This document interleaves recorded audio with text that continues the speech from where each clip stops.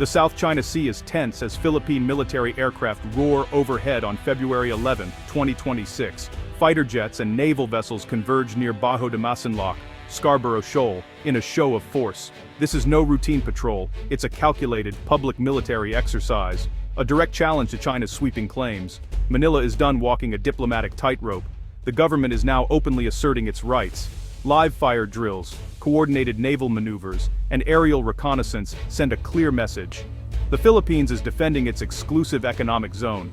The location, just 120 nautical miles from the Philippine coast, is a deliberate provocation in Beijing's eyes. Philippine Marines practice amphibious landings, while Coast Guard cutters patrol the perimeter. Every move is broadcast globally, framing the Philippines as a David standing up to Goliath. Chinese maritime militia vessels lurk just beyond the horizon, a silent reminder of Beijing's claim.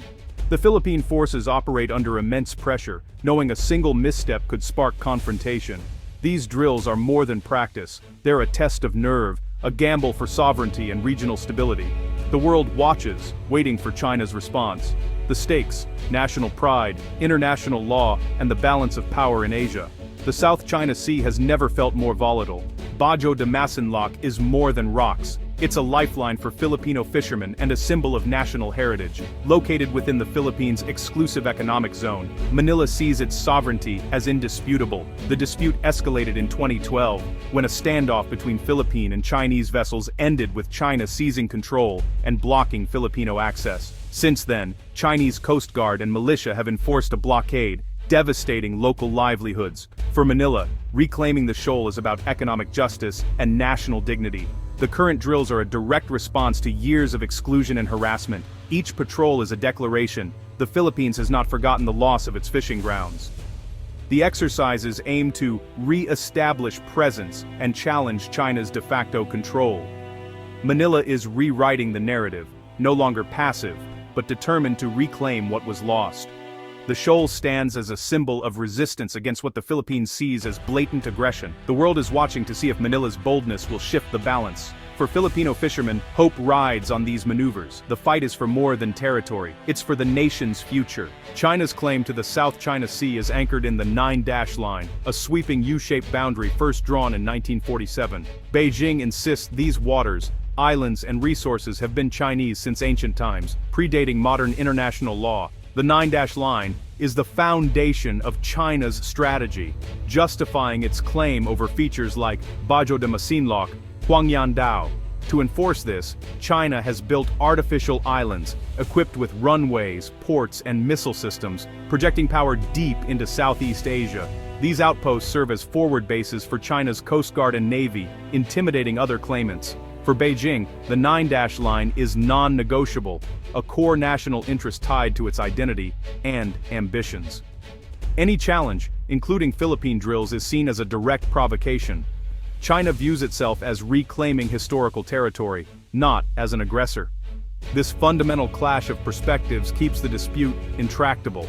The South China Sea is a crucible of history, law, and power. Neither side is willing to back down. In 2013, the Philippines took China to court under the United Nations Convention on the Law of the Sea. The 2016 Hague Tribunal delivered a sweeping victory for Manila, ruling China's 9-dash line had no legal basis. The verdict affirmed the Philippines' rights to its exclusive economic zone and condemned China's interference. For Manila, it was a legal and moral triumph, a validation of international law over brute force. China, however, dismissed the ruling as illegitimate and refused to comply. Beijing intensified its activities, blocking Filipino fishermen and militarizing artificial islands. The ruling remains unenforced, a stark reminder of the limits of international law. The Philippines continues to invoke the verdict, but China's power on the water remains unchallenged. The legal victory is real, but the struggle for control is far from over.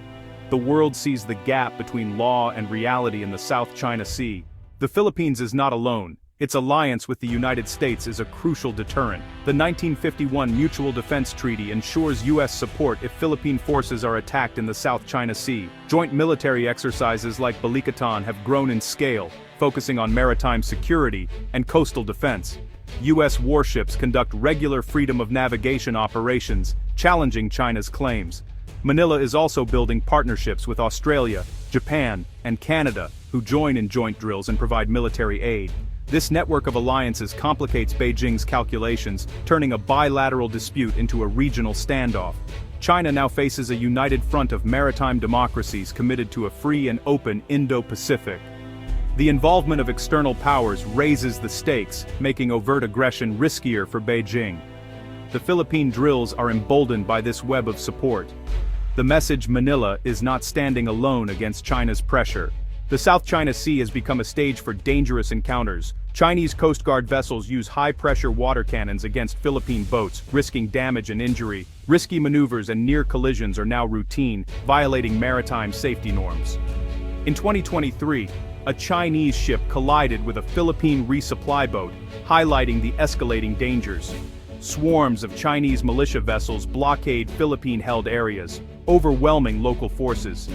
These gray zone tactics allow China to assert control without open warfare. Each incident is designed to wear down Philippine resolve and demonstrate Beijing's dominance. Filipino crews face constant harassment and danger. These confrontations are now a permanent feature of life in the West Philippine Sea. The risk of a major incident grows with every encounter. The conflict at sea is matched by a fierce war of words. Manila's government publicly condemns Chinese actions, issuing diplomatic protests and vowing to defend every inch of its territory. The Philippine Coast Guard documents and shares incidents, shaping global opinion. Military leaders call for modernization and stress the right to exploit national resources. China, in turn, dismisses Manila's protests, insisting on its indisputable sovereignty over Huangyan Dao. Beijing accuses the Philippines of provocation and blames external forces for stirring trouble. Chinese officials warn Manila against playing with fire and defend their Coast Guard's actions as lawful. State media amplifies this narrative, painting the Philippines as a pawn of Washington. The two countries remain locked in mutual accusation with no sign of compromise. The rhetoric only deepens the divide. The South China Sea is a global crossroads. 1/3 of world shipping, worth over $3 trillion, passes through its lanes. For China, Japan, and South Korea, these waters are vital for energy and trade. Beneath the seabed lie vast reserves of oil and gas, fueling competition for control. Sovereignty means exclusive rights to these resources, a major driver of the dispute. Militarily, the sea is a strategic buffer for China and a platform for projecting power. Artificial islands extend Beijing's reach, challenging U.S. dominance in the region. For Manila and its allies, the fight is about freedom of navigation and upholding international law. If China controls the sea, it sets a precedent where might makes right. The dispute is about more than territory. It's about the future rules of global commerce and security. The outcome will shape the balance of power in Asia. Tensions between Manila and Beijing ripple across the Indo-Pacific. ASEAN is divided. Some members back Manila, others fear angering China. The bloc's unity is at risk, leaving it unable to mediate effectively. For the Philippines, backing down is not an option. National pride and the 2016 ruling demand resolve. With U.S. and allied support, Manila is emboldened to challenge China's tactics. For Beijing, the 9-dash line is non-negotiable, tied to national identity and power. The standoff is likely to persist, with both sides unwilling to compromise. The risk of miscalculation, an accidental collision or escalation, remains dangerously high. The South China Sea is now a crucible for the future of international order in Asia. The world holds its breath as the contest for these waters continues.